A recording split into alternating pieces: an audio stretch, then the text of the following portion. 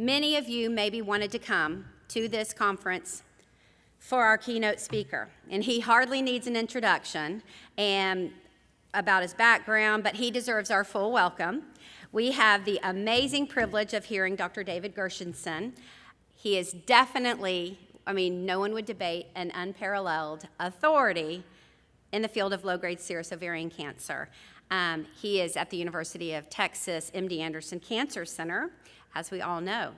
Dr. Gershenson is a professor of gynecologic oncology and reproductive medicine at MD Anderson. I just want you to know the amazing things that Dr. Gershenson has done. He served the chair of the department from 1988 to 2012. That's a long time to devote to being a chair, as well as a researcher and a clinician.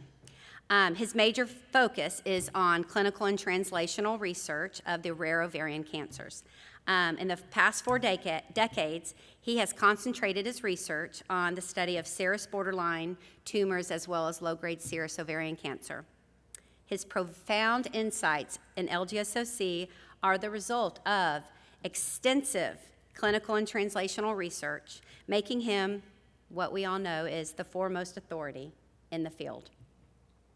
Dr. Gershenson's impact on LGSOC to all of us is immeasurable, right? He is what we think of when we think of LGSOC. He served as editor-in-chief, listen to this one. He served as editor-in-chief of it's an amazing journal, Gynecologic Oncology, for 18 years. And he continues to contribute as editor emeritus now. It gives me great pleasure to give a grand welcome to Dr. David Gershenson.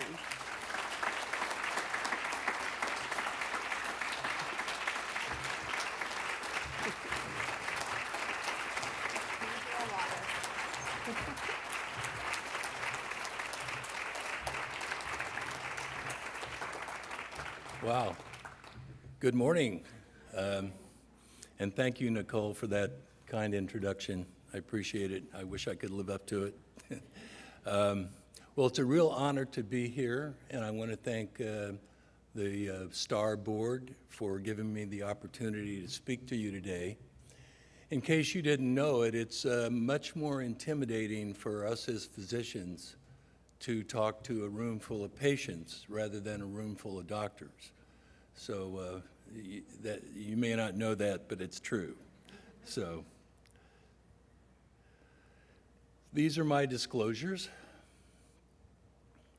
So almost everything we've learned in the last couple of decades about low-grade serous ovarian cancer is attributable to you as patients, whether you have been enrolled in a clinical trial or simply received standard of care.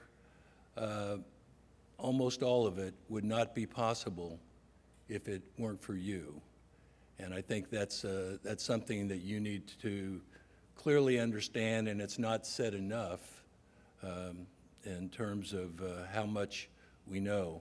You know, most doctors only see a very few patients with this rare ovarian cancer, and therefore they may not be able to completely understand all of the nuances associated with it.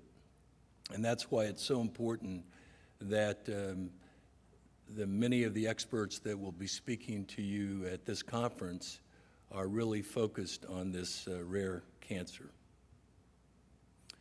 So we've learned a lot in the last couple of decades, as I mentioned. We've learned from preclinical or laboratory-based studies, translational research studies. Probably we've learned the most about how to care for women with low-grade serous ovarian cancer through simply observational studies. So these are retrospective studies of the experience with treating this rare type. And these may come from case reports, large institutional experiences like MD Anderson, Memorial Sloan Kettering, and other places, national databases, and rare tumor registries. And then, of course, in the last, I would say, 15 years, we've begun to learn a lot through clinical trial enrollment. and I think we've made a lot of progress. But the early progress that was made was just from retrospective studies and the experience that many of us had. So the first decade of this 21st century was really an inflection point in our understanding of low-grade serous ovarian cancer. In 2003, the Human Genome Project was almost complete, and we were beginning to learn a lot about the alterations or mutations or amplifications that occurred in all types of malignancies. In 2004, after almost 15 years of experience, the MD Anderson Group introduced the binary grading system for serous ovarian cancer, and it was separated into high-grade serous ovarian cancer, the most common subtype, and low-grade serous ovarian cancer. Prior to 2004, there were 2 3-tier grading systems. It was very confusing. We didn't really understand it. There was no consensus about it.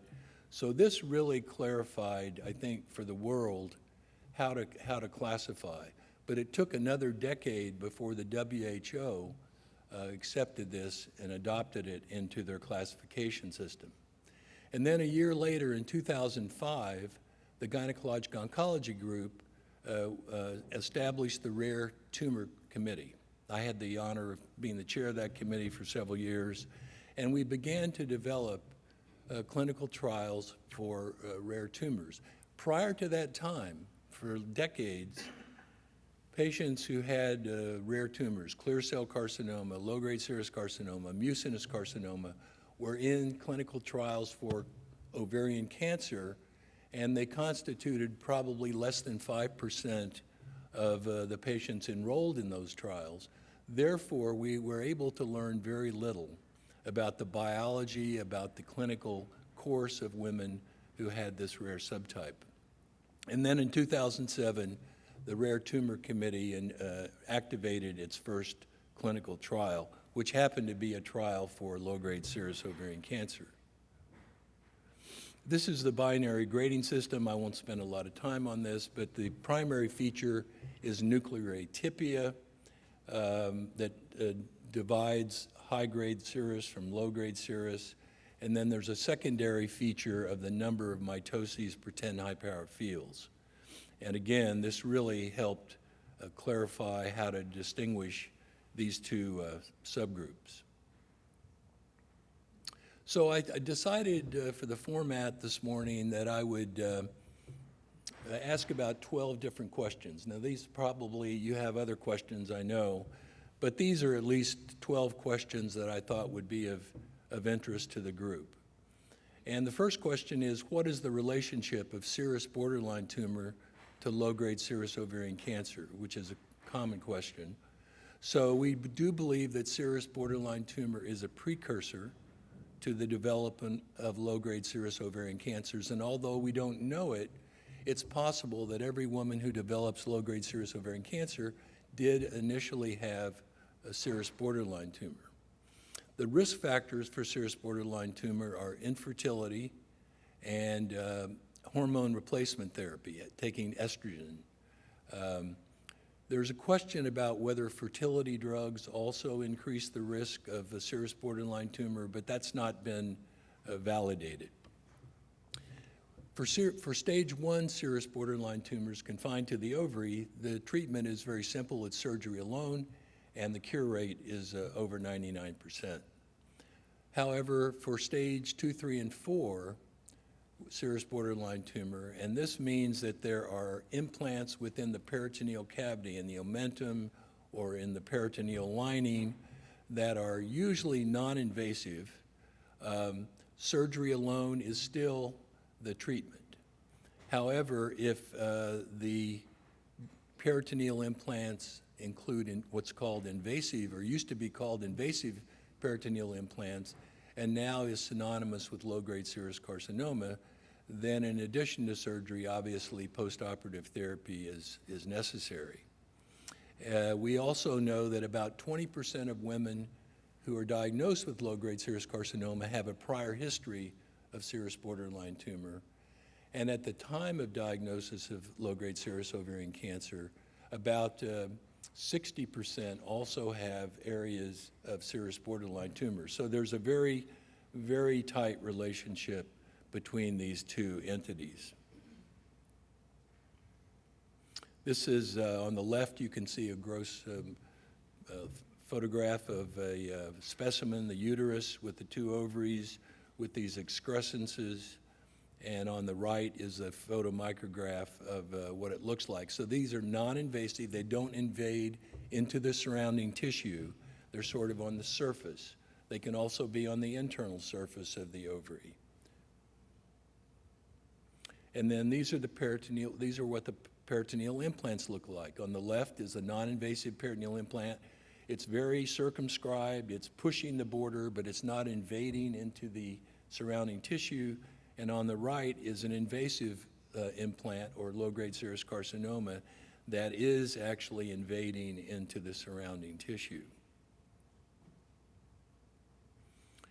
Second question is, what's the mechanism of the pathogenesis of low-grade serous ovarian cancer? Well, the simple answer is we don't know what causes this. We have certainly found many clues over the last couple decades. One of them is that we know that 95% of low-grade serous ovarian cancers are associated with a positive estrogen receptor, about 50% with a positive progesterone receptor. And that's very important, as you know, and I'll talk about in a few minutes. And then on the right is the MAP kinase signaling pathway, which is the molecular pathway that is very common. It occurs, alterations in this pathway occur in a little over 50% of women who have low-grade serous ovarian cancer. We don't really understand what's going on so much in the other 50% or so, but this pathway could also be playing some role that we don't yet understand for those women as well. So there were 3 studies published in 2022 and 2023, all of which did genomic profiling, or what we call somatic tumor testing, on specimens from women with low-grade serous ovarian cancer. And again, you can see in that middle column, MAP kinase mutated, a little over 50% in each one of the 3 studies were mutated with, it's usually either KRAS, BRAF, or NRAS mutations. And then you can see the numbers, the percentages non-MAP kinase mutated. And we learned from those 3 studies that women who had a MAP kinase alteration tended to have a somewhat better prognosis, but it's not all or none, and certainly prognostic factors apply to groups of women, not in individuals. So even women who have no favorable prognostic factors may do very well and may be cured. But we did see this trend in that. This is our study from MD Anderson, in which we profiled 215 women with low-grade serous ovarian cancer. And the women with the MAP kinase mutated tumors had a better overall survival compared to those without. We also saw an association with age, and we saw that younger women had a lower frequency of MAP kinase mutated changes, alterations, and older women had a greater frequency. And these are the mutations we found in that study. It's hard to read this, but the most common mutation in these 215 women was KRAS. 71 women had KRAS, and then about fewer women had NRAS or BRAF, and then it trailed off to a whole series of other alterations or gene mutations. The third question I'm asking is, what is the primary treatment for low-grade serous carcinoma? And everybody in this room, I think, understands that, but just to review it, primary surgery is the preferred approach. Usually that's based on a diagnosis of an ovarian or ovarian masses on ultrasound. The CT, CA-125 is elevated. And it's important, if a woman has those features, that she be referred to a gynecologic oncologist. Over the course of my career, I've seen too many women who've been operated on by an obstetrician gynecologist thinking they had a benign mass, only to find low-grade serous carcinoma at the time of surgery. And what that translated into for many of these women was they had to undergo 2 or 3 surgeries when this all could have been done with 1 surgery. And so I think these criteria for referral from an obstetrician gynecologist to a gynecologic oncologist need to be refined, but certainly in practice they're far from perfect. The surgical procedure is if the disease seems to be confined to the ovary once the surgeon gets into the abdomen, is a hysterectomy, bilateral salpingo-oophorectomy, omentectomy, and multiple biopsies and cytologies. That's in patients who seemingly have it confined to the ovary. But if a patient is young and has not completed childbearing, there are patients, unfortunately not as many as we would like, but there definitely are women who may have fertility-sparing surgery and have preservation of the uterus, 1 ovary, or at least part of 1 ovary. A number of our patients now, following their primary surgery with preservation of the uterus and ovary, for instance, are still undergoing oocyte retrieval and cryopreservation, just in case. But of course, if the tumor is metastatic, and that's usually very obvious at the time of primary surgery, then the goal is maximum cytoreductive surgery to achieve what we call no gross residual disease. So no, at the end of the surgery, the completion of the surgery, there's nothing that is either seen or palpable. However, we understand that that doesn't mean that there are not microscopic cells there. There always are going to be microscopic residuals, and so that's, of course, the reason for postoperative therapy. This is a table of multiple studies on primary surgery for low-grade serous ovarian cancer, and as you can see in that median progression-free survival column, that women who have no gross residual do have a better progression-free survival, and likewise in the right-hand column, a better overall survival if they're able to achieve that. But again, this is not perfect, and there are many exceptions to this rule. Question 4, what are the important considerations following surgery for low-grade serous ovarian cancer? So one question is, should I request a second opinion on the pathology? Because we see many patients referred to us with high-grade serous carcinoma only to find out when we review it, it's low-grade serous carcinoma, or they're diagnosed with low-grade serous carcinoma, our pathologist diagnosed only serous borderline tumor. So a second opinion on the pathology is really important, I think, for rare tumors. Should I seek a second opinion regarding postoperative management? Many women choose to do that. Again, it depends on if you're seeing somebody who's already pretty expert, then that may well not be necessary, but that's obviously a personal choice. It's a good idea to have a baseline imaging study following surgery to know what the baseline is. Even though the surgeon may have thought, the gynecologic oncologist may have thought they removed everything, a baseline CT may show a few areas.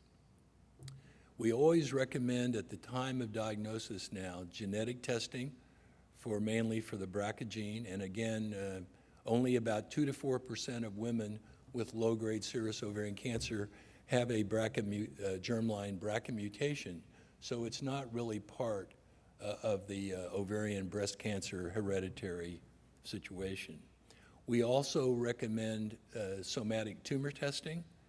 And this is for future reference. It doesn't affect our primary treatments right now, although it may in the future, but it really is for future reference, particularly if a woman does develop recurrence in terms of selecting what may be the best therapy. And regardless of the postoperative treatment, monitoring is really always recommended, and the standard pretty much is in year 1 to have imaging and a CA-125 every 3 months, and then gradually less frequently. In year 2, every 4 months, years 3 through 5, every 6 months, and then once a year after 5 years. But that also varies a little bit from center to center. Question number 5, is there a role for neoadjuvant chemotherapy in low-grade serous carcinoma? This is giving systemic treatment prior to surgery. It's not a preferred approach. The reason it's not a preferred approach is because cytotoxic chemotherapy is, as you know, not as effective for low-grade serous carcinoma as it is for the more aggressive types. It doesn't mean that it can't be effective, though. There are women who respond, and I'll show you that in a minute. However, there are a small proportion of patients who have disease in the liver, in the vagina, in areas that cannot be removed at the time of primary surgery.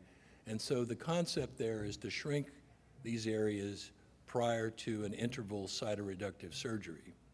This decision should always be made by a gynecologic oncologist, but there are no absolute criteria. The only criteria we really have are imaging studies to look at where the distribution of the tumor sites, and also we have laparoscopic assessment, which can allow us to decide whether to proceed with the cytoreductive surgery or not.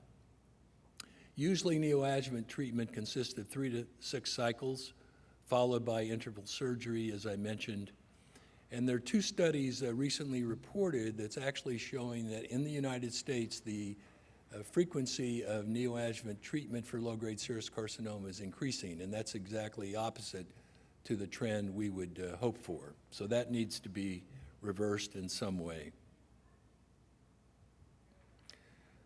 This study by Dr. Cobb on 36 women with low-grade serous carcinoma compared to 36 women with high-grade serous carcinoma showed us that the response rate to paclitaxel carboplatin was only 11%. It was 75% for high-grade serous ovarian cancer. So again, in this setting at least, chemotherapy was not very effective. It is more effective in some other studies, though. That led us a few years ago to say, look, chemotherapy is really, we're going in the wrong direction. And so we decided to do a pilot study using fulvestrant, which is an anti-estrogen degrader. It's an intramuscular drug combined with what's called a CDK4/6 inhibitor. CDK4/6 inhibitors affect the cell cycle. They are FDA approved for breast cancer. And when you combine them in breast cancer with endocrine therapies, they're much more effective. And so we did this in women who we thought were not suitable for primary cytoreductive surgery in a pilot trial of 15 women with low-grade serous carcinoma. On the left, you can see the results I showed you a minute ago from Dr. Cobb with an 11% response rate to chemotherapy. And on the right are the results of the pilot study showing us that 60% of the women in the pilot study treated with fulvestrant and abemaciclib, which is the CDK4/6 inhibitor, responded to therapy. So certainly some advance in this area, and there'll be further studies. There's actually another study for neoadjuvant treatment using the Verastem drugs, avutometinib and defactinib. What's the best adjuvant postoperative therapy? Well, this is the NCCN guidelines that are the latest guidelines that just came out, but although they haven't changed much. And for stage 1A, confined to the ovary, or 1B, confined to both ovaries, it's observations, the postoperative management. For stage 2, 3, and 4, the options are either chemotherapy followed by usually letrozole maintenance therapy, or at least an aromatase inhibitor, versus just an aromatase inhibitor, either letrozole or anastrozole, without prior chemotherapy. Right now, we don't know which is better, and I'll show you the clinical trial that's ongoing. The real conundrum is with stage 1C. Look, the three options: observation, systemic chemotherapy, or hormonal therapy. What does that tell you? It tells you simply we have no idea what the best treatment right now is for women who have stage 1C, which means positive cytology, tumor on the surface of the ovary, or rupture of the ovary at the time of surgery. So that's a question that needs to be answered. Again, we know that low-grade serous carcinoma is relatively, not completely, relatively chemo-resistant. But you can see in that first study from a German cooperative group, Grabowski, 23% of women in that study responded to chemotherapy with low-grade serous ovarian cancer. But in some of the other studies, it's less. And certainly in the recurrent setting, it's probably no higher than 15% with treatment with chemotherapy, but it's not zero. And some patients do have stable disease for sometimes many, many months or even years. And we know that prior to about 2015, women who had primary surgery for low-grade serous carcinoma, all of them received chemotherapy because that's all we really knew about.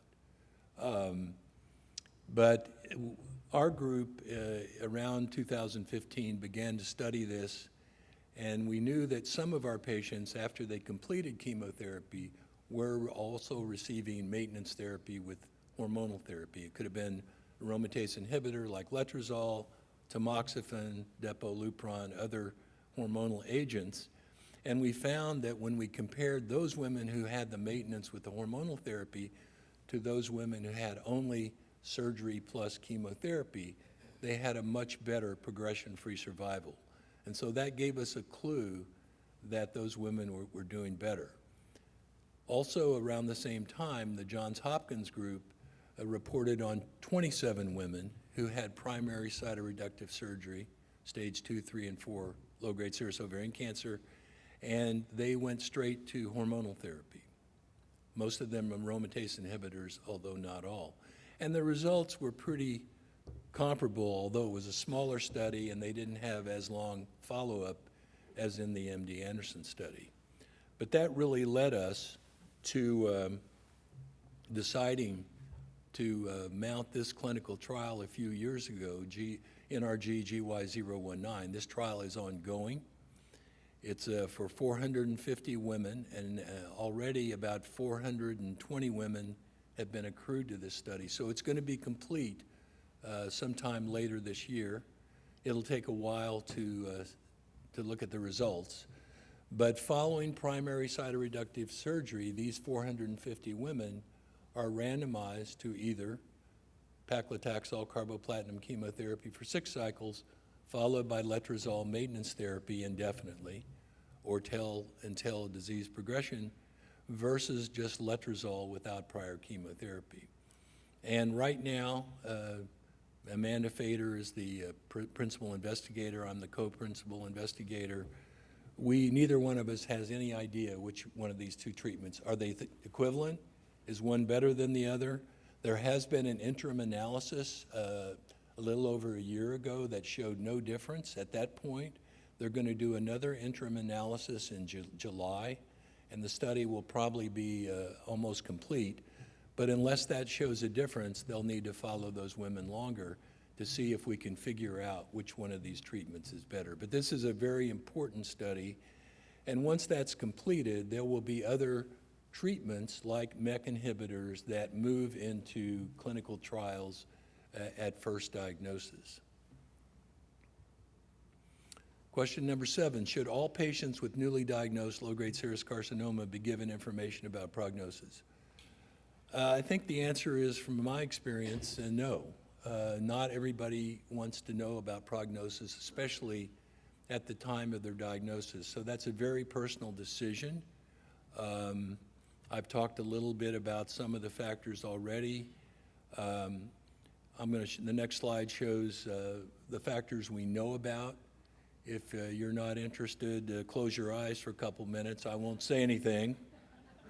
But look at on the left-hand slide of the slide are the prognostic factors, favorable prognostic factors we know of. On the right-hand side are maybes. These have emerged out of maybe one study, but have not been validated enough to know if they really are solid prognostic factors. But again, remember, prognostic factors apply to an aggregate of women. They don't necessarily have any influence on an individual, and there are many exceptions even if you have none of these prognostic factors. We reported a year or so ago this study. We think we're making progress using, we're doing that clinical trial comparing letrozole with chemotherapy letrozole. But in the meantime, there are many women who choose not to be on a clinical trial like that. They don't like the randomization part. And so we've treated them at MD Anderson with one of those two strategies following primary surgery. And a couple years ago, we reported on 99 women with stage 2, 3, or 4 low-grade serous carcinoma. At the time of the report, fewer than half of the patients had recurred, and 50 of the patients were relapse-free, and we think that that's showing us that with good contemporary treatment, that we are going to increase the cure rate, and we are going to have a lower relapse rate than the 70 to 80% that was reported a few years ago. So we need to follow these women longer and a larger group of these women because we are treating more now. But this, I think, is encouraging news, and I hope it drops to even less than 50%. The next question is, how long should a patient take letrozole? Well, unfortunately, the current recommendation is indefinitely, possibly for the rest of your life, or of course until disease progression. If disease progression occurs on letrozole, then there's a change in therapy. But we also know, and you know very well, that the side effects from letrozole or anastrozole are not trivial. And they include vasomotor symptoms, night sweats, sleep disturbance, mood changes, joint pains in 15%, vaginal dryness, osteopenia, and osteoporosis. The recommendations for women on letrozole should include a baseline DEXA bone scan and then annually. Usually we recommend supplemental calcium, vitamin D.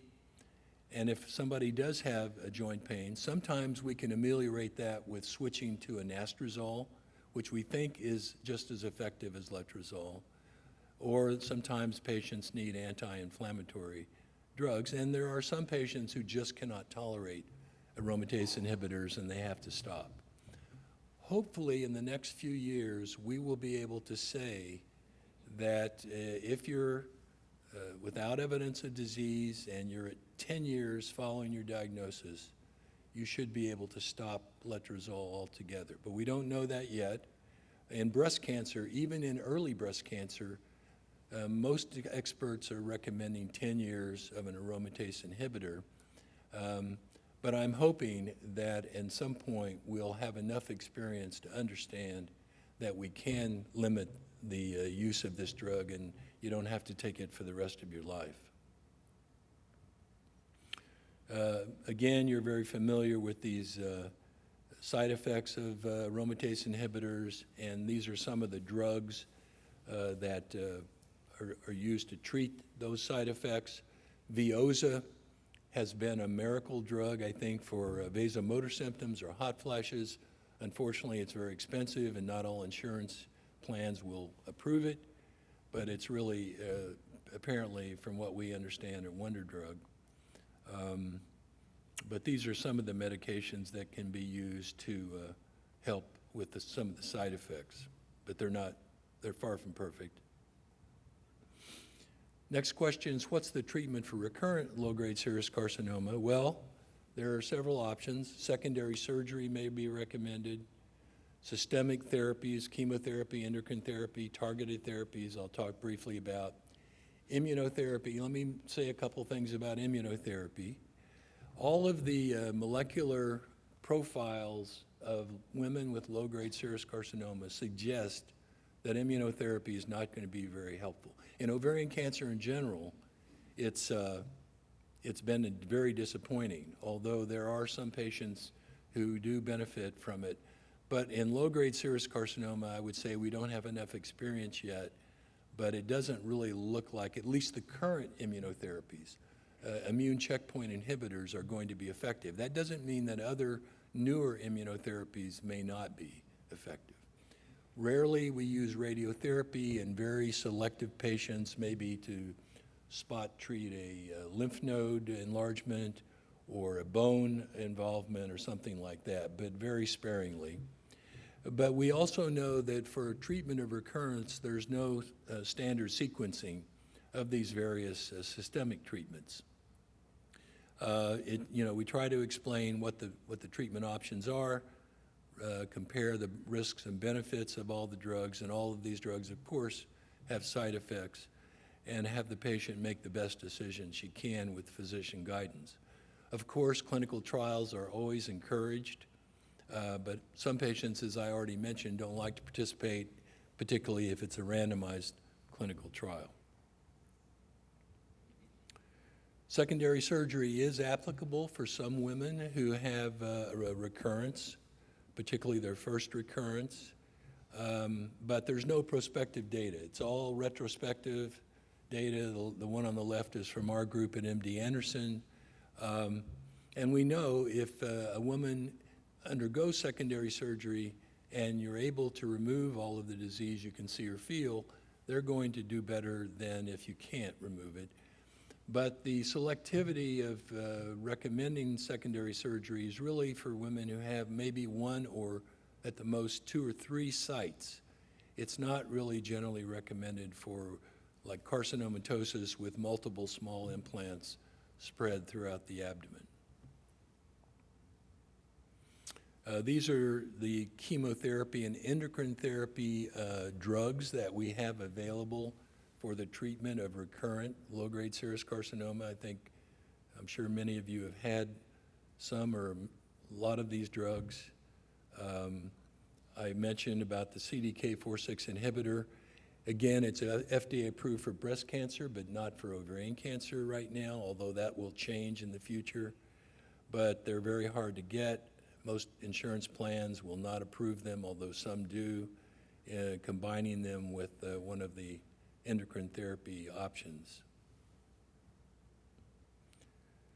We did learn, I think, only a few years ago that tamoxifen, which is another endocrine therapy, is not as effective in general as the aromatase inhibitors. This is from both retrospective and prospective studies.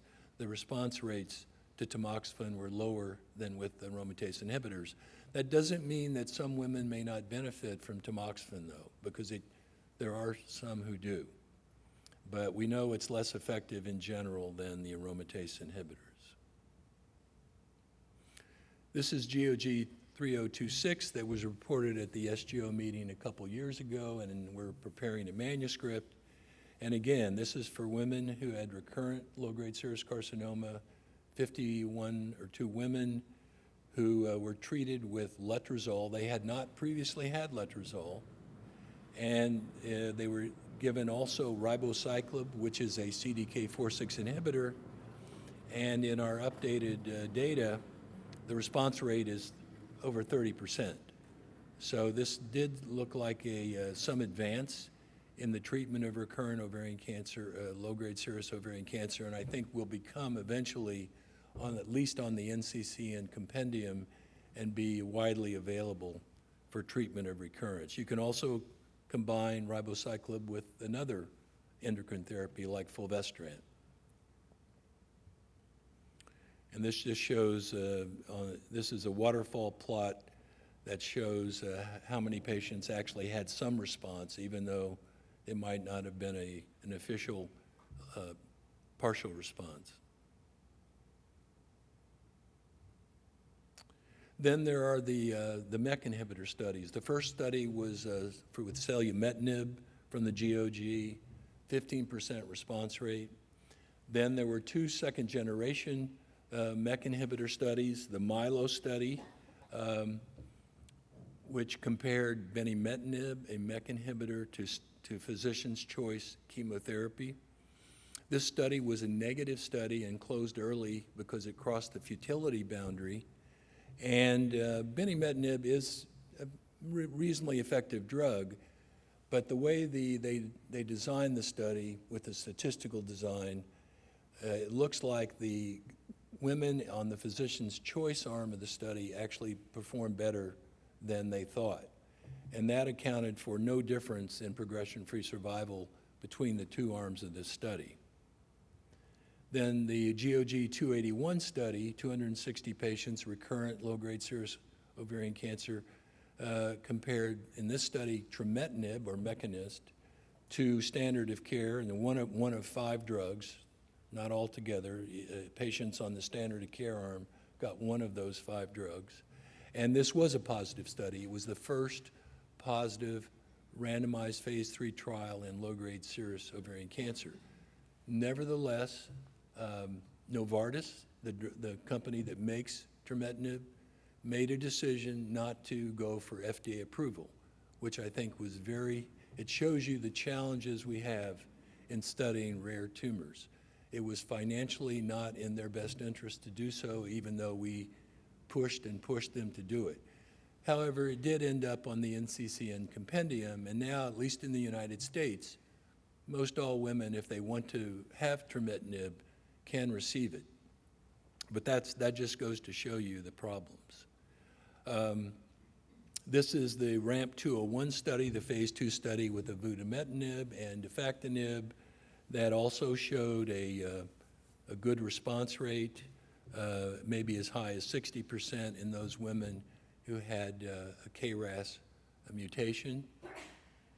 And now, of course, that's transformed into the phase 3 randomized study, RAMP 301, in which patients are randomized to either standard of care, which is one of the drugs you can see, liposomal doxorubicin, paclitaxel, letrozole, or anastrozole, or to the avutametinib and defactinib. This study's ongoing. We just opened it at MD Anderson and already we're about to put 6 patients on the trial. But it's a good study, and whether that combination is actually going to be better than some of the other drugs, we don't know yet. Oops, excuse me, it may be, but we need to find out. And that, if it is, you may see that combination move into frontline trials as primary treatment compared to one of the 2 options that are in the GY019 trial. We know that women who have a BRAF V600E mutation and with low-grade serous carcinoma, and that's about 10%, are also candidates for the FDA-approved combination of dabrafenib, which is a BRAF inhibitor, and trametinib. And so we've treated a few patients with that combination. And then most recently in 2022, the FDA approved mirvetuximab, or Elahere, for recurrent ovarian cancer. All of the trials were done with high-grade serous ovarian cancer, but once it was approved, we knew that women who had recurrent low-grade serous carcinoma could be potentially eligible for this drug if their folate receptor assay was positive, positive meaning at least 75% positive. And so this is yet another option for women. We know that about 25 to 40% of women with a low-grade serous ovarian cancer, their tumor will have a positive folate receptor assay. We don't have yet enough experience with the drug in low-grade serous carcinoma to know how effective it's going to be. I already have one patient who is responding very well to this drug, but it's yet to be seen how effective it will be. But it is another option. These are some of the ongoing studies with PI3 kinase inhibitors and letrozole. CDK4/6 inhibitors, and hormonal drugs. Some of these trials include immunotherapy, and so on. What about other needs? Certainly, a lot of patients are interested in supplements. They want to know, is there a magic diet? Things like that. We don't know the answer to any of those things, but I always recommend seeing an integrative medicine specialist who tend to be the experts in this field. Also, there's a website on Memorial Sloan Kettering that www.mskcc.org/herbs that has a lot of information about supplements. Obviously, pain control is important, as well as palliative care for some patients. But we need to be very cognizant of the other needs other than just treatment. And then finally, what are some of the future directions? Well, I think one thing that we absolutely need to do, and we started to do but can do much better, is for physicians and scientists to partner with groups like STAR, with groups like Jane Ludeman's group in New Zealand, to advocate for women with this rare tumor, to advocate with the FDA, to advocate with pharma, giving you the example of Novartis not wanting to approve trametinib. We really need to do a much better job of that. So that's one, I think, initiative. The other initiative is a few years ago, Jane Ludeman and her family provided funds to support initiatives in the study of low-grade serous ovarian cancer, and we organized this international consortium that now includes 28 physicians, scientists, and patient advocates. And we meet monthly. We have subcommittees. We have 3 major projects. I'll just tell you very briefly. One of them is a major deep dive into the molecular biology of low-grade serous carcinoma called the Luminate study, and that's in development and will be starting up very soon. It's in the planning stage, and it's to look at the specimens from low-grade serous carcinoma and to put them through many different assays, including some very new assays, to see if we can find new clues on how to treat this rare tumor. A second project is with the Ovarian Cancer Research Alliance. We're in discussion with them to create a rare tumor registry for women with low-grade serous ovarian cancer. And this would include 3 subgroups: those women who are newly diagnosed, women with recurrence, or women who have undergone fertility-sparing surgery. This will be a retrospective database that will allow us to really learn a lot more internationally, because these patients will come from 7 different countries or more: New Zealand, Australia, Canada, France, UK, United States, Italy, et cetera. So this is in the works and should, I hope, be finalized very soon. And then the third major project is a collaboration with the Global Coalition for Adaptive Research, in which we are trying to develop a platform trial, which we hope will be active later this year.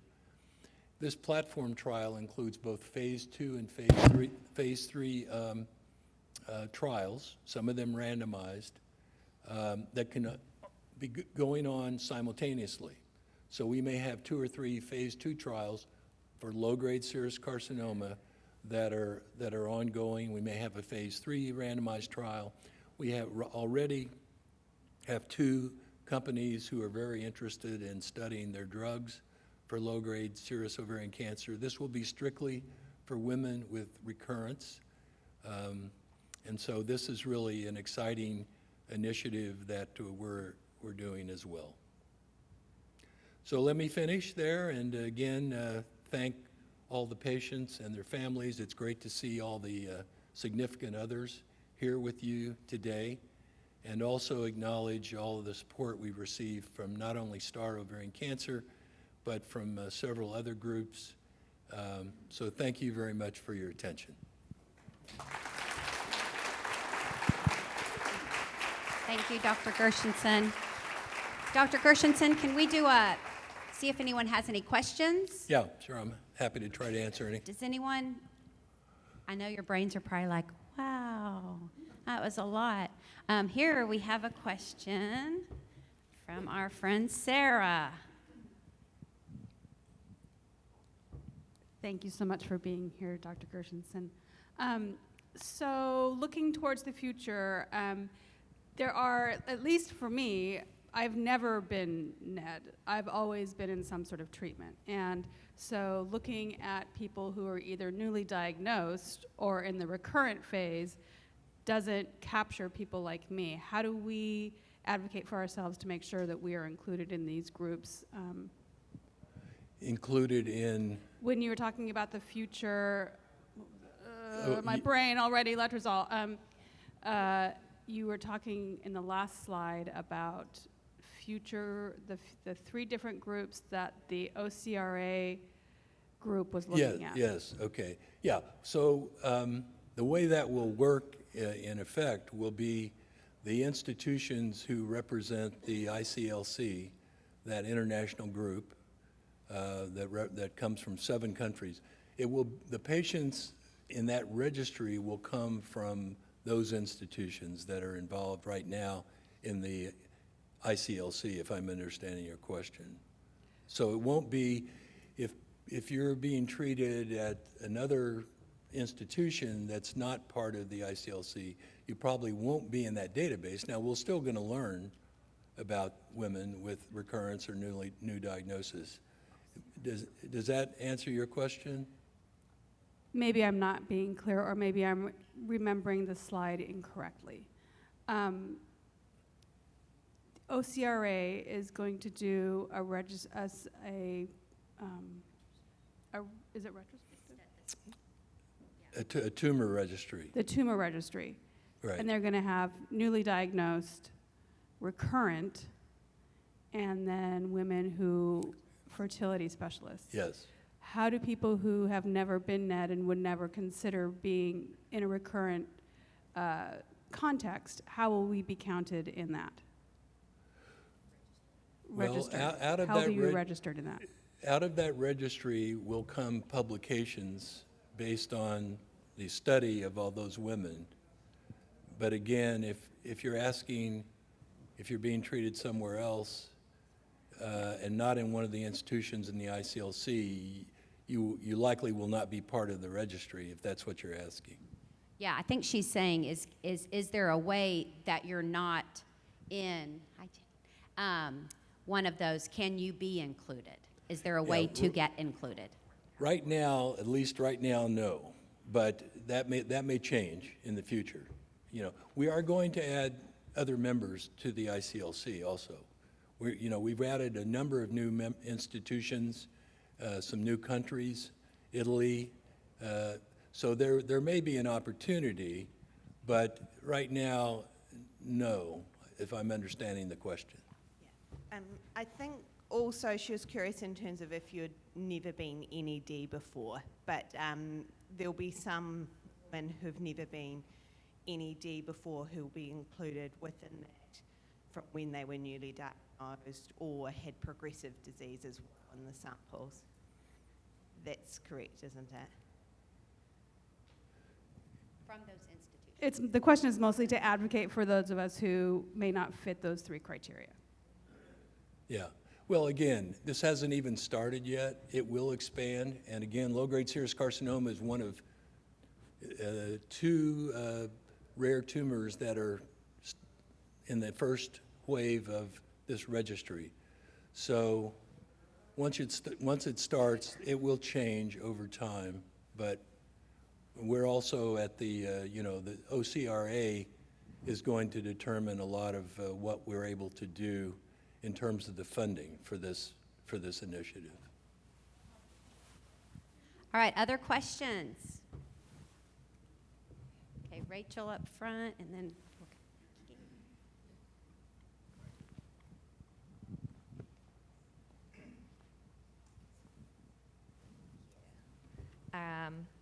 So you mentioned treminative for recurrent with BRAF mutations, and Novartis not wanting to take that on. So if how would we get that drug? Like how does that happen if, you're saying they didn't want to produce it and such? So how does that come to market? Or if we have recurrent with the BRAF, like how does that happen to get that drug? So trametinib has been on the market commercially for several years. It was initially FDA approved for melanoma, so it's been there. So if a drug is not FDA approved, you can still get access to it. What has to happen, it has to become part of the NCCN compendium. How does it do that? You have to have a publication, at least one publication, that shows the benefit of that drug. And so our phase 3 randomized trial that was the first positive trial, and really the only positive trial so far, in low-grade serous carcinoma, allowed us to be able to get this drug on the NCCN compendium. So it's available.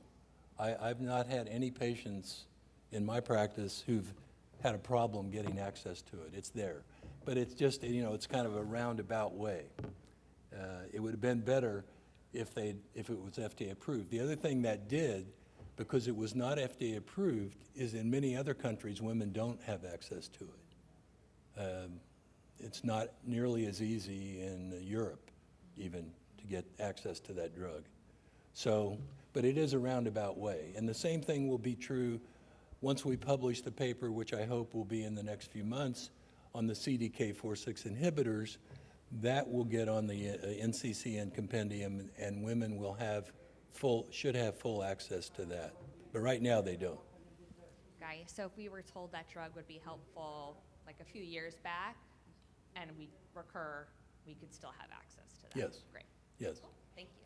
Dr. Gershenson, I think it would be helpful, I'm sorry, that was a little loud, to explain the FDA approval of a drug for a specific disease versus what it means to be on the NCCN guidelines for a patient. Well, again, usually you have to have, usually they require a phase 2 study that shows benefit, and then they further require a phase 3 study where it has to be randomized against standard of care, whatever that is at the time, in order to become FDA approved. And of course, for common cancers, breast cancer, colorectal cancer, prostate cancer, it's easy because they have thousands of patients and they have all kinds of drugs that are approved every year. Not so easy with a rare tumor, so it's a much slower process. But again, as I illustrated, even when we do have a home run, drug companies don't have much incentive to approve it, and that's usually related to financial reasons. And that's why advocates like yourselves can be so important in changing that paradigm. All right, we have a question here. So she said there were tears, and I already had some. So my frustration is there are so many of the symptoms that mimic menopause. So, for example, I'm a teacher, and there are several teachers right now who are perimenopausal, menopausal, and I just feel like every time they say they're bloated, all of those symptoms, I want to say, just get a scan, because there's nothing, like a mammogram. So what does the future look like with research or whatever as far as something like a mammogram that's for ovarian cancer? You're talking about early detection? Early detection, Yeah. yes. Because a lot of times, as you know, it's detected too late or later. So Well, there have been a few very, very large studies of thousands of women using CA-125 and ultrasound for early detection of ovarian cancer. They have basically failed. Right now, we do not have an early detection for ovarian cancer. There are many smaller studies working on this problem, though. Lavage of the vaginal canal or the uterus to try to collect cells, things like that, different imaging studies, things like that. So I think at some point we will, but right now, there is no effective screening for ovarian cancer, period, if that's your question. So would you not recommend that someone who is having those symptoms to get the C125? Because I kind of read pros and cons of that and a Someone scan. who's having symptoms? Yeah, just Yeah, so yeah. they might Well, think it's, well, if they're having symptoms, yes, absolutely, you should see your doctor, and, you know, if you still have your ovaries, an ultrasound, if you're having abdominal pain is one of the primary symptoms, bloating, urinary frequency, things like that, yes, you absolutely should have a ultrasound and a CA-125, sometimes a CT scan. Yes, absolutely. But when we're talking about early detection, we're talking about women who are asymptomatic. Yeah. It's very different.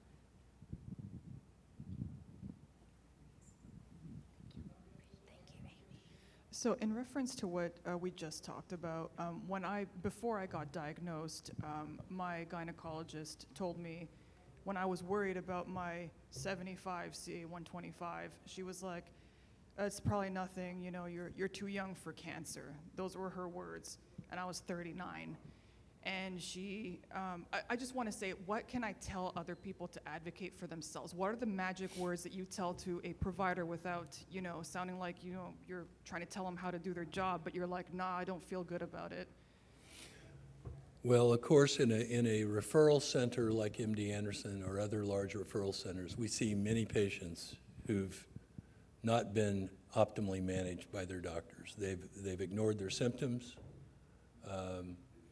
They've ignored their test results, or the test results were not noticed. They've been misdiagnosed, you know. So we see a lot of that, and it just goes to show you that there are problems in the medical community. And again, particularly if you're going to your primary care physician, they may not even be that knowledgeable about ovarian cancer in general, much less low-grade serous ovarian cancer, and may not order the right tests. But that's why you really have to advocate for yourself, and that's why if there's any question and you feel uncomfortable about it, you should get a second opinion. And that's, you know, in today's world, that's not so easy. You want to get an appointment with a doctor, yes, you can have one in 8 months. You know, it's crazy out there right now, and we have the same problems. If we want to get a consult for one of our patients, particularly if it's outside MD Anderson, the wait is incredible. So, but you got to really advocate for yourself, because you know, you need to trust your gut, and if you think something's going on, it may not be, but push it to the limit. Don't be satisfied with the first answer.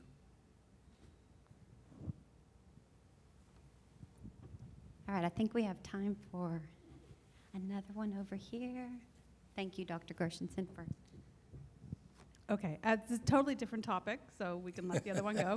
I also just want to say I've seen you twice, and I really appreciate your kind demeanor, your tone in which you address your patients, and I've always felt so safe with you, so thank you for that. Thank you. My question is there, my assumption is that the reason why low grade is chemo resistant is because the cells divide slower than typical cancer drugs are in our system. Is that an accurate assumption? Yeah, I mean, I think that's the general thought. Again, we don't really truly understand it very well, but yes, we as physicians think that's the case, that the turnover is slower, it's more indolent, and then they're just not as sensitive because of that. But that's a theory. We may be wrong. We may find out different at some point. Okay, thank you. Mm-hmm. All right, there are a few. Oh, here's one. Carrie has one. Okay. Hi, I've had a lot of different kinds of treatments. My latest is cryoablations. Is what? My latest is cryoablations. Yes. So I just wanted to know what you thought of that, and how many can you have before, you know, there's too much scar tissue or inflammatory disease? Yeah.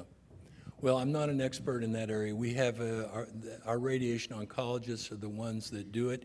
We have employed it for some patients. Usually, it's been for an area that's not very easily surgically resectable or is not safe. For instance, I had a patient recently who had a solitary mass. That was the only mass she had in the gallbladder fossa, and we used cryoablation for that. So I think there is a usefulness for that technology. How many times? I think in the same place, I'm not sure. I don't know the answer to that. I would have to rely on the radiation oncologist. But it is effective and can be useful selectively in some patients, yes.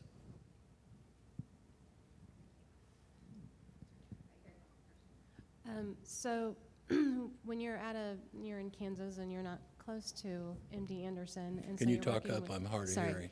You're working with a gynoc who's not maybe specialized in low grade. Uh-huh. What are the tests that you would recommend, like something that you would do on your patient immediately?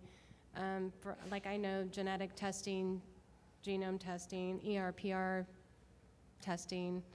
You mentioned folate receptors, Right. which I have not Yeah. requested for her We- yet. We now are recommending that as well. And Okay. that can be done. There's a separate assay for it that's also can be part of the Serous platform testing that a lot of physicians use. Yeah, but I think that's something I recommend. And again, remembering, it's not currently part of primary treatment. Right. It's for future reference, but it's better to do it at the time of initial diagnosis so you don't have to scramble around later if you Right. need that information. But yeah, folate, but those would be, genetic testing, somatic tumor testing, folate testing, and then the standard monitoring that would be important to follow the patient. Some physicians are not, are not doing monitoring at intervals that are optimal. They may be doing it at 6 months when they should be doing it at 3 months. You know, Signatera, I thought I would get a question about Signatera. How That many was my people next have? question. That was actually my next question. Okay, so briefly, we don't use Signatera routinely at our place yet. It's under study. We don't yet know if somebody has a positive, it measures, it's a blood test that measures mutations in the blood. And could it herald an early recurrence, or something like that? The problem is we don't even know if you do find it, there's anything you can do, that there's any intervention that really makes any difference. Maybe it doesn't matter if you find it 3 months prior to finding it on an imaging study. So the studies need to be done with Signatera. It may become useful, I think it could, but right now it's not something I think is ready for prime time. I know some of you, I'm sure, have had it. But I don't think we know yet what to do with it. Okay. That's the problem. Okay. Excellent. Thank you. Hey, Dr. Gershenson. It's good to see you. I have what is a really basic question. So I underwent chemo last year. When we talk about responsiveness to chemo, Yes. what does that mean? I mean, you do your 6 rounds and maybe your CA-125 goes down for a few months and maybe something shrink. What constitutes a response? So a response is based not on CA-125. The official system that's used is called RECIST, R-E-C-I-S-T 1.1, and it's based only on imaging. And to have a partial response, the tumor implants have to shrink by at least 30%. Of course, a complete response would be you don't see anything on imaging; it's all gone. So those would be the 2 categories: partial response, and then stable disease would mean that it doesn't grow. it doesn't grow at least 20%. If it grows 20% or more, that's disease progression. But let's say it grows 5%, that would, or it doesn't grow at all, that's stable disease. And that's also a good thing. But those are it's based on imaging, and it's not, although of course we use CA-125 as a guide, it's, nothing's perfect. Even imaging's not perfect, CA-125. But the actual official categories of response are based only on imaging. Quick follow-up. So how does time play into that? So in other words, is 6 months and you've only grown 5%, you're stable, a year, or how does time work into that? Just to decide if chemo is effective, I guess. Yeah. Well, if somebody, let's say somebody's on Doxil, and they're having imaging and CA-125 every 3 months, and it's stable. Some patients may have stable disease for, as I said, several months or years. So it's all got to do with the interval of the imaging that you're undergoing. So that will obviously vary from one patient to another, if I'm understanding your question. So it's if you're on a clinical trial, it's a little different because you have to show that you have at least 30% reduction in the tumor implants you're measuring, and you have to confirm that in the next imaging study you have, which is typically, let's say, 3 months later. So then that's a response, and that may last 2 years, and it may last 6 months. And if it only lasted, 6 months, would it still be considered effective, or? Yeah, well, it would still be considered a response. It would still be considered effective, but that's why, if you really think about it, progression-free survival is a much better endpoint. So that means is how long are you going on a certain treatment before you develop progression? And so so does it matter if you have stable disease for a year on a drug and then you progress versus if you have a partial response on a drug and then you progress at a year? It really doesn't matter. So progression-free survival is a much more meaningful endpoint than response, honestly, as long as you have stable disease.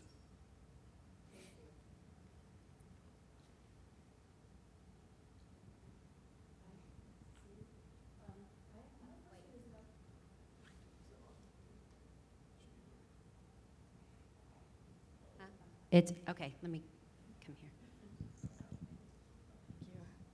Hello again. Dr. Gershenson, my question is about what we talked about going on trials, and everybody here is going to probably have to consider that if they haven't already.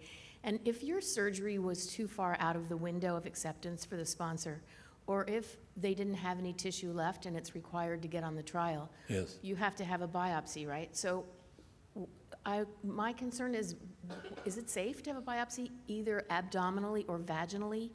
Like if you poke it, does it spread?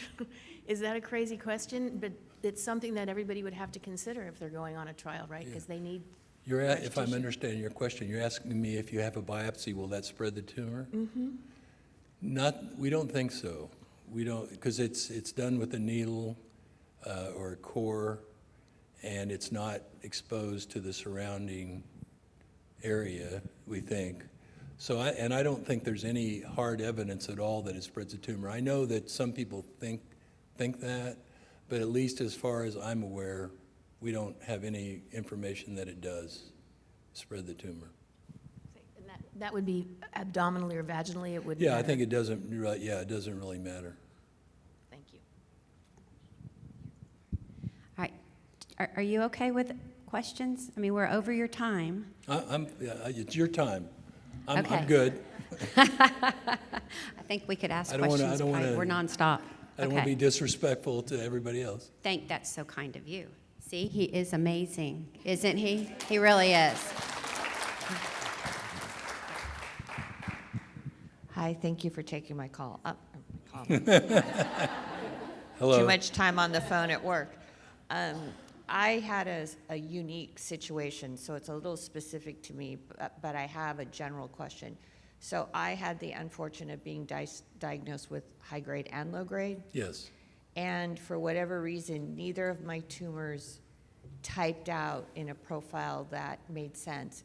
So it went from the Boise Cancer Institute to Johns Hopkins to UCSF, and everyone's kind of like, we don't know, we don't know. At what point do you stop and go? Because the current thing after treatment, because I got both treatments, the chemo and letrozole, they're like, we're just going to wait till it comes back, and we'll tumor test that. And oh, by the way, you'll never be eligible for a clinical trial because you had both, and you'll just mess everything up. Yeah, I got it. One of our... Is that true?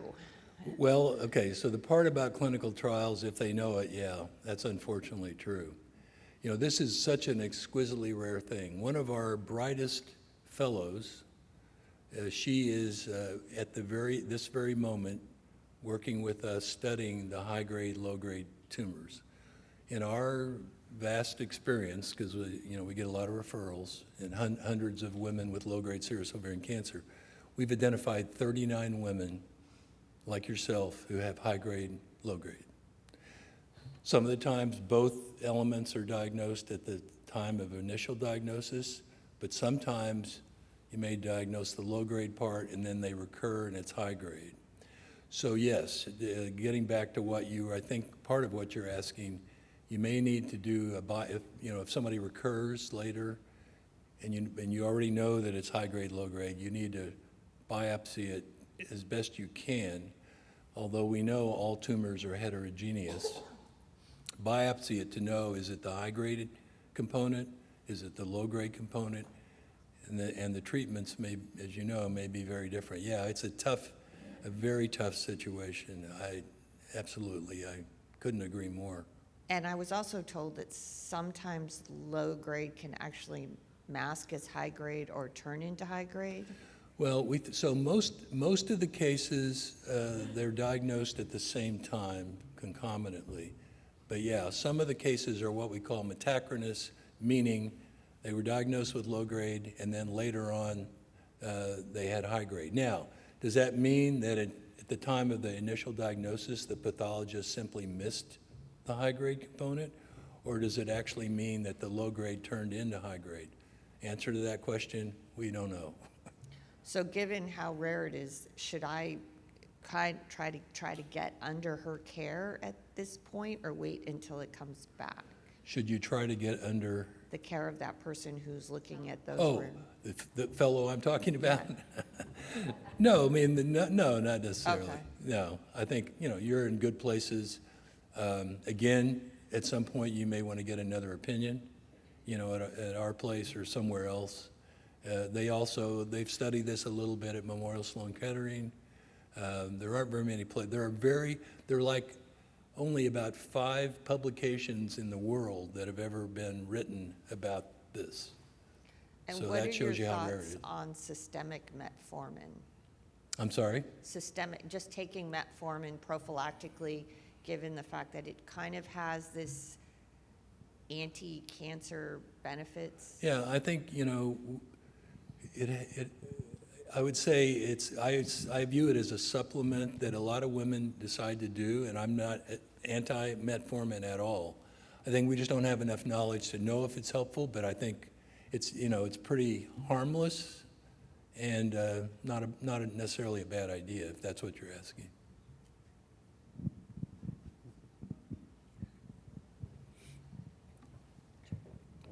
Hello. Hi. I'm another one that is kind of never been clear. I've never been an AD. I've rolled from one treatment into the other for years. At what point, if we run out of treatments, is it possible to revisit treatments from the past Yeah, great question. Sometimes it is. Sometimes it's really very individual. But yes, sometimes it's okay to revisit treatments, or sometimes maybe combine 2 different drugs that weren't combined before. You can try all kinds of different things. We all know, that at some point, some patients, the best recommendation is no treatment. The side effects are going to be worse than the disease. That was my next question. And they're at a point where they've had everything, and it's better, pain control and palliative care is the best option. But no, you can sometimes, that gets to be a little bit in the creative, subjective part of it, the artistic part of being a physician, not so much the scientific part. And I've had a lot of people that I've known that have they've taken a break from treatment, kind of Yeah. to cleanse, detox the body, and then start back. Is that something that, you've recommended or could see being beneficial? Yeah, again, it's individual. As physicians, we tend not to recommend that too often, but I think we're too strict about that, quite frankly. I think we could give more breaks than we do. So I think that's something that we need to better educate ourselves on the safety. You always worry if you take a break, it's going to grow. That's the issue. But I think we could be less strict than we are.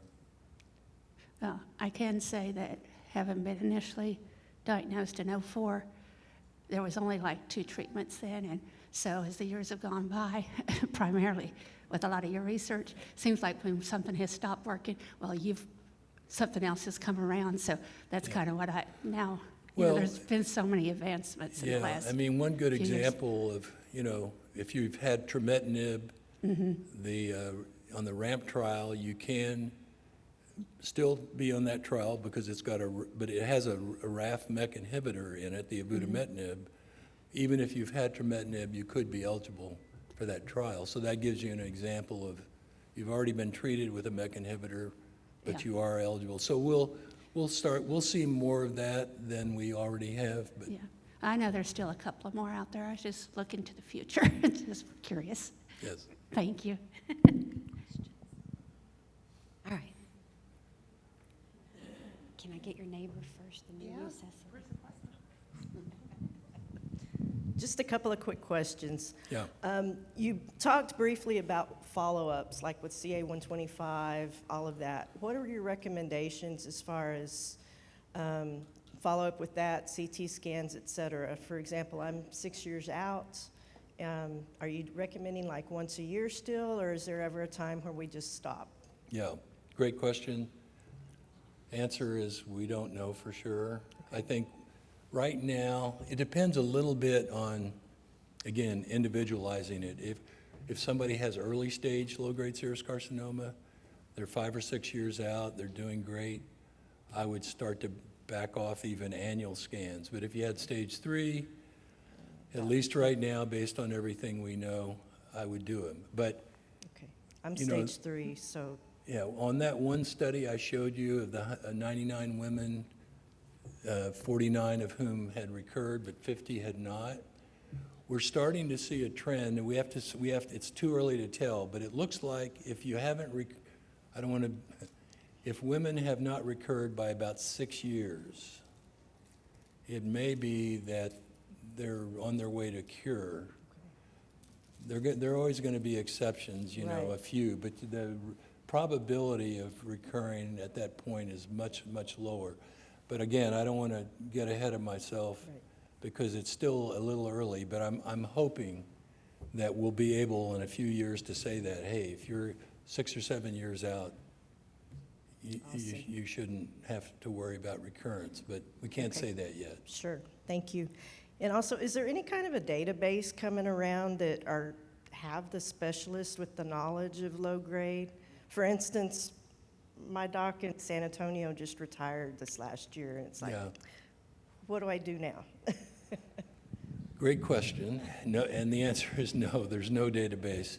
More and more GYN oncologists are becoming educated, and medical oncologists also, although less so, are becoming educated about low-grade serous ovarian cancer, but there aren't that many, honestly, experts, so you'll hear some of the others today in this meeting today and tomorrow. But if you're saying somebody who really is very knowledgeable about low-grade serous ovarian cancer, there just aren't enough doctors right now that are focused on that, unfortunately.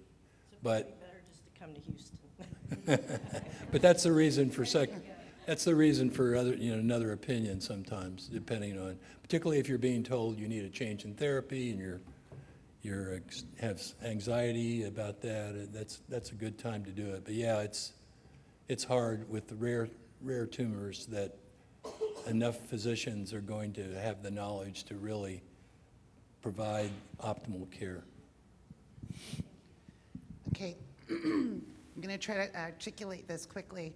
So because you've got so much info on all the things, for someone who started off with borderline, Yes. and then, but maybe when they were first diagnosed with borderline had some little bit of microinvasion of low grade, and then later developed low grade, is it just a continuum of disease, or did I always have, or did that person always have low grade? Like I just am still trying to understand in my brain, because when Well, one factor is how good was the surgery when you had the borderline tumor. So did they do peritoneal biopsies? Did they do cytologies? Did they perform an omentectomy? The omentum is one of the most frequent sites of these implants. So if you have a borderline tumor in the ovary, that's the reason to do this staging of omentectomy, peritoneal. And let's say if maybe you had non-invasive implants, I don't know, but I'm just for discussion. If you have non-invasive implants and you have a borderline tumor, we estimate that your risk of later developing low-grade serous carcinoma is about 20%. It's about 20%. So, if we have a patient we see like that, we always tell them, you need to know your lifetime risk is 20%. And what does that mean in terms of monitoring? That's also not an easy question to answer, though. But we pretty well know that.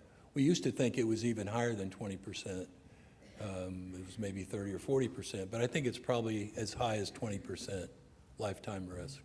And it's because of those peritoneal implants, not so much the ovary itself. Thank you.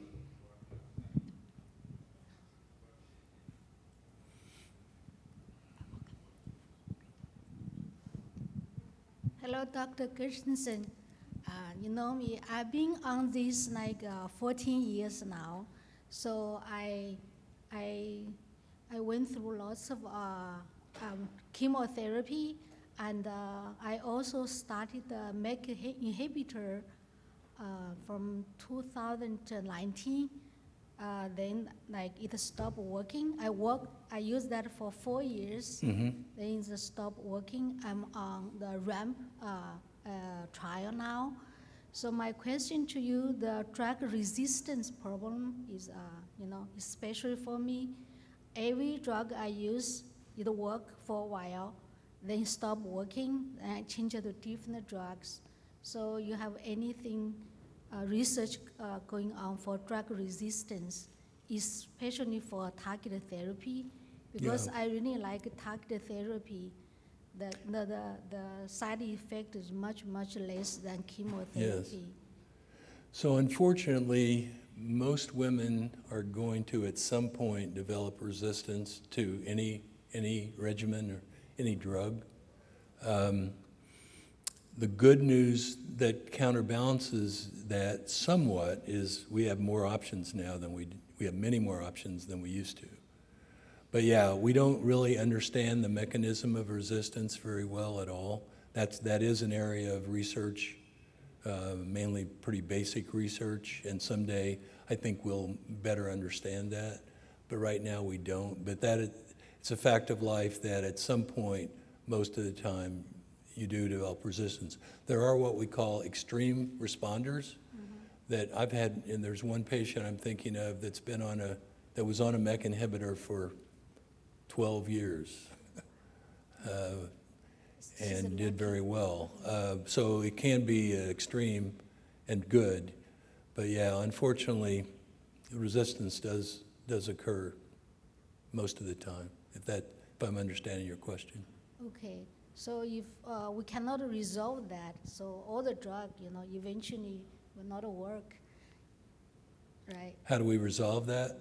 The problem, the resistance. Yeah, problem. well, we resolve it by understanding better the mechanisms of resistance, which we don't yet, so. But people are working on it, people much smarter than I am. Thank you.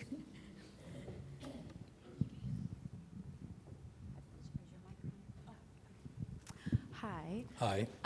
So I just turned 30, so I was diagnosed like a year ago at 29. So I feel like on the young end even for low grade, and I don't have like BRCA or any of the genes like associated with cancers, but there does seem to be some sort of vague genetic link on my dad's side of the family. His mom had ovarian cancer in her 30s, and there's some other like women on his side of the family who have had ovarian cancers. So I'm curious about if there's any like ongoing research on like other potential genetic factors, or have there been in the past? And then I have 2 younger sisters, so I'm just curious like how intense I need to be towards them about like knowing the symptoms and things like that. Yeah. Well, as you know, there are many, many unanswered questions about all that. I don't know if you had any other mutations in your somatic tumor testing, or? That hasn't been completed yet. Okay, well, that might be important. You know, there is a thought out there that everybody, all humans, should have genetic testing to know if they're at risk for cardiovascular disease or breast cancer or 1,000 different diseases, that we should all just routinely do it. Now, that's not happening now, although some people are doing it, that they're completely healthy, but they want to see what their genetic testing shows at least. But yeah, I think maybe the tumor testing might give some clues sometimes. So I would see what that shows. But yeah, many unanswered questions about that we don't understand.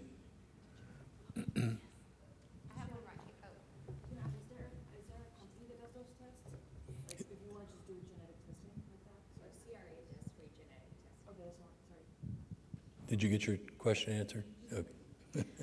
Hi.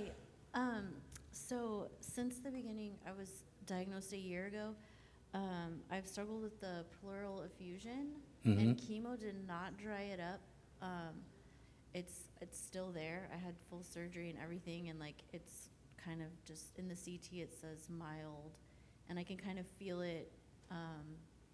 Originally, when I was diagnosed, they said that it was cancerous in the fluid, but that was a year ago. So I'm just wondering, like, what are your opinions on treatment for the pleural effusion? I have had it drained like 6 times. You've had it drained 6 times? Mm-hmm. Yeah, thoracentesis. Well, if it's very mild and small, sometimes we don't do anything about it at all. Okay. If it's larger, then yeah, thoracentesis. And unfortunately, if you can sclerose it. I don't know, if that was discussed with you at all, that you can put foreign substance into the pleural cavity to make the lung and the pleura stick together and prevent the reaccumulation of the pleural effusion. There are some drugs, I didn't talk much today, but bevacizumab or Avastin is a drug that many times can treat effusions, not always. I was on that, and it didn't help at all. Yeah, but did they recommend sclerosis at all? She said she didn't want to do something like that, like for the risk of infection. Yeah. And she said to just kind of watch it, and if it really bothers me, to do something. So I don't know if you'd recommend, like, should I get the fluid tested again to see if it is still cancerous? Are you still requiring thoracenteses? I'm not. I mean, I can feel it when I breathe in, but like it's not as bad as it was. Yeah, if you're not, then it means it's probably small and they're probably kind of ignoring it, would be my guess. And I wouldn't necessarily worry about that too much. Okay. I mean, that's what my doctor said too, so thank you. So You mentioned implants, and I had a question about that. What exactly are implants? Are they pieces of the original tumor? Are they spontaneous growths? And what are the differences? Why do some women have like large tumors and other people have like scattered small tumors all over? Just what exactly? It just shows you the variety of kinds of distributions you can get. Yeah. So yeah, some people have either even microscopic implants that you only find when you, for instance, remove the omentum. Some people have 1 or 2 centimeter implants, maybe if it's, or 5 millimeter implants that you can see when you operate, but don't show up on imaging at all. And then other women may have very large masses. We don't, if you're asking me why is that, we don't really know yet why there's such a difference. Maybe it's just time that somebody was, if they'd been diagnosed much earlier, they would have smaller burden of disease. So I guess. are the implants, are they cancer, or can they turn into cancer? Or? Well, the implants, yeah, usually they're cancer, but yes. Okay. But again, when I talked about borderline tumors, serous borderline tumors, you can have these what we call non-invasive implants, which are essentially borderline implants that are not cancerous, but they are maybe precancerous, if that. So implant is just simply a term for, usually it denotes a smaller mass of cells that can be malignant or not. Maybe they're not malignant. Implant doesn't tell you if it's malignant or not. And it's just another term for a small mass.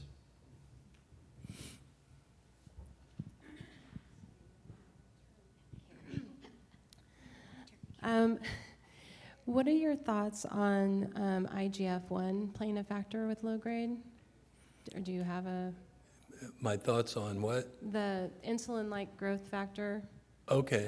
with low grade? I've just Yeah. read studies on that. Well, Dr. Wong's here. He may want to comment on that when he talks. Okay. Yeah, I think he did some preclinical studies, if I'm recalling correctly, that showed that there may be, we actually tried to get a drug company interested in a drug along those lines. Mm-hmm. Again, they weren't interested. But yeah, there may be something there. Okay. That needs to be further studied. Further studied. Yes. And then for HRD testing, if like they came back and said that there was not enough tumor tissue or whatever when we sent it in to be tested, is that something you would recommend us going back to? You say HIV testing? HRD. HRD. Sorry. Yes. Okay. Sorry. Yes. Yeah. Definitely. We always recommend HRD testing. Now that's much more applicable for women with high-grade serous. Okay. Because if it's positive, let's say they get genetic testing, they don't have a BRCA mutation, but if they're HRD positive, they are candidates to have a PARP inhibitor once they finish their primary chemotherapy. HRD positivity in low-grade serous carcinoma is quite rare. Okay. But yeah, it usually gets tested as well, though. Okay. So if it came back as not doable, we should have it redone, basically, because she didn't have any mutations. She didn't. Not have particularly. anything, Yeah, I no? wouldn't necessarily. If it came back negative, I wouldn't necessarily redo it. If that's your question. It didn't come back. Oh, it didn't? Well, it said not sufficient enough. Oh, tumor, okay. basically. Yeah, and this is somebody with low-grade serous carcinoma? Yeah. Yeah. And she didn't have any Yeah, mutations. it probably wouldn't be a bad idea to retest it, but it's very likely to be negative. Okay. Yes. Hello. Many trials require you to have a line of chemotherapy before you can be in them. With so many women going straight to letrozole or an AI, Yes. is that going to be changing? We're trying to change it. I'm actually surprised that the RAMP study requires it, because we've been discussing this. We discussed it in our International Consensus Conference in 2022, and we all agreed it's crazy to require that. But I don't know why they did. But yeah, I think it shouldn't be a requirement. That's my personal opinion, but these trials get designed by committees, and you never know what's going to come out of it. But Yeah, I agree with you, though. It shouldn't be a requirement. And I think at some point it won't be in future trials.